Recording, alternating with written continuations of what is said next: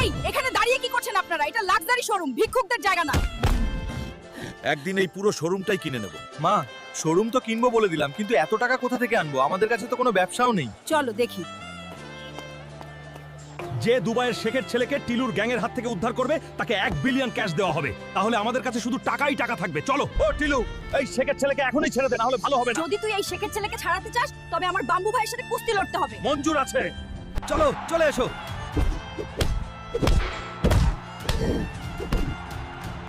কে দোস্ত, ভিডিওটা লাইক আর সাবস্ক্রাইব করে আমাকে শক্তি দাও রে, তবেই এই মোটকাকে ফাইটে হারাতে পারবো। বিজয়ী হলেন হলুদ হাল্ক।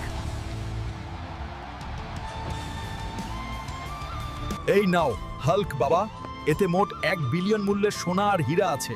আমার ছেলেকে বাঁচানোর জন্য ধন্যবাদ। ভাই নাও, এতে 1 বিলিয়ন মূল্যের সোনা আর রূপা আছে, নাও।